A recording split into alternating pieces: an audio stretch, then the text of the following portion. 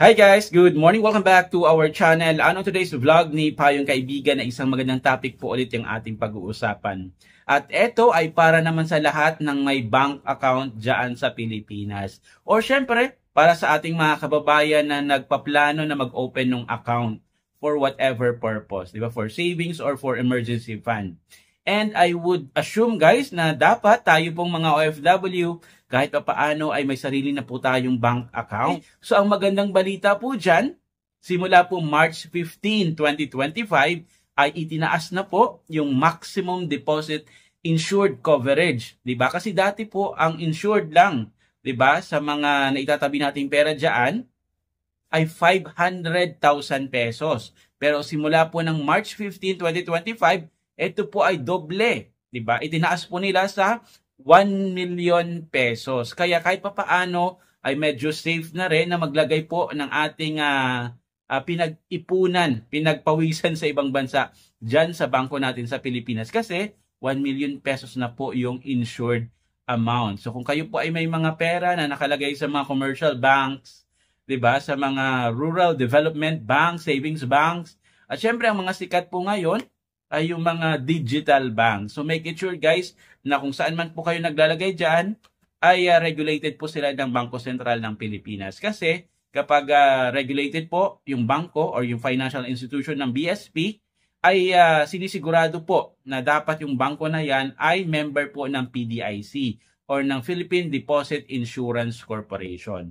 So para kahit papaano po, di ba, kung may mga yari man po dyan sa bangko, at least insured po tayo yung ating nakalagay po dyan na pera. 1 million pesos po yan per depositor per bank. So, paano po ang mangyayari just in case? Ito po yung scenario, di ba? Kunyari, may nakalagay ka po na 900,000 pesos na pera sa bangko. Just in case, for whatever reason, yung bangko kung saan nakalagay yung pera mo ay nagsara. Di ba? Naging insolvent, nag-declare ng bankruptcy. So don't worry guys, yung 900,000 pesos mo ay ibabalik po yan. Insured po yan ng PDIC. So ang tanong naman po dyan, what if kung yung pera mo ay sobra po sa 1 million pesos, kasi di ba yung insured amount ay 1 million. Let's say 1.5 million. So yung marirecover mo mula sa PDIC ay syempre guaranteed na 1 million pesos. At yung 500,000 naman po yan guys na sobra pa doon sa insured amount, may paraan pa rin naman para ma-recover natin. And that is to file a claim doon sa liquidator bank. Kung sino po yung nagle-liquidate doon sa bangko na yon. Most probably PDIC. So, ibig sabihin niya, syempre pag nalugi yung bangko or nagsara, meron po yung mga ari-arian. Diba? May mga assets po yan. So, ang gagawin po ng nagle-liquidate ng bangko, ibibenta po yung mga assets niya.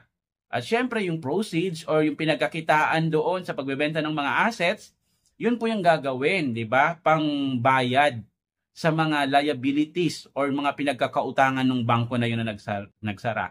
Syempre, sa pagbayad po nila, meron po yung mga priorities, di ba? Kung sino po yung uunahing bayaran. At syempre, pag may natira, syempre, yun pong mga depositor ay kailangan din po nilang bayaran. Okay? So, hopefully guys, ay nabigyan ko po kayo ng magandang information. Pwede nyo pong ilagay dyan sa comment section kung saan po kayong bangko, diba, nagsisave ng inyong pera. In my case, ako po ay nagsisave sa BPI. At pwede nyo pong ilagay yung inyong experience sa bank na yan. Huwag nyo na pong ilagay kung magkano yung inyong naitatabi dyan. Okay? I hope po nabigyan ko po kayo ng magandang information on today's vlog ni Payong Kaibigan. And again, kung bago pa lang po kayo sa aking YouTube channel, sa aking TikTok account, sa aking Facebook account, please don't forget to subscribe and follow for more OFW updates. Okay? Ingat po tayo lahat. Always stay safe and God bless. Ready.